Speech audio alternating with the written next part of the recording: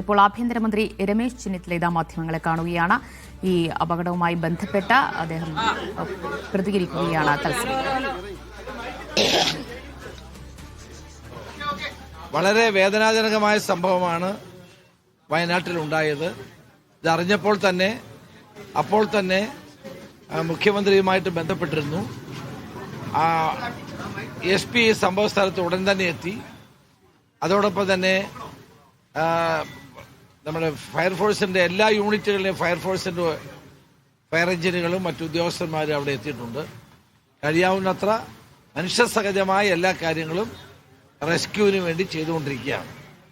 വാസ്തവത്തിൽ നേരത്തെ തന്നെ മണ്ണ് മാറ്റണമെന്നുള്ള തീരുമാനമെടുത്തതായിരുന്നു.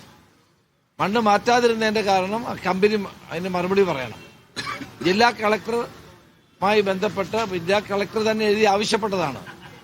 ഇവിടുന്ന് മണ്ണ് മാറ്റണം, പ്രകൃതിക്ഷോഭമുള്ള സ്ഥലമാണ്, മണ്ണിടിയാനുള്ള സാധ്യതയുണ്ട് എന്നെല്ലാം പറഞ്ഞിട്ടും അത് മണ്ണ് മാറ്റാതിരുന്നതാണ് ഈ ദുരന്തത്തിന് കാരണം. പരമാവധി രക്ഷാപ്രവർത്തനങ്ങൾ നടന്നുകൊണ്ടിരിക്കുകയാണ്. ആശുപത്രിയിലുള്ളവർക്കെല്ലാം വിദഗ്ധ ചികിത്സ നൽകിക്കൊണ്ടിരിക്കുകയാണ്.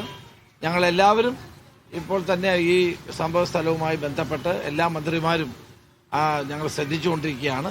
പരമാവധി റെസ്ക്യൂ ഓപ്പറേഷൻസ് നടന്നുകൊണ്ടിരിക്കുകയാണ്.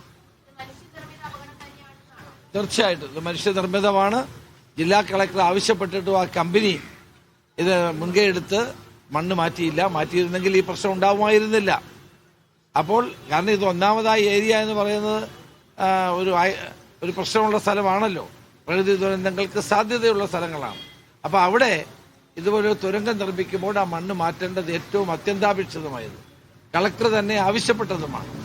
അപ്പോൾ എന്തുകൊണ്ടാണ് അവർ ചെയ്യാതിരുന്നതെന്ന് ഇനി കമ്പനിയാണ് മറുപടി പറയേണ്ടത്. ഏതായാലും വളരെ ദൗർഭാഗ്യകരമായ സംഭവമാണ്, വേദനാജനകമായ സംഭവമാണ് അവിടെ ഉണ്ടായത്.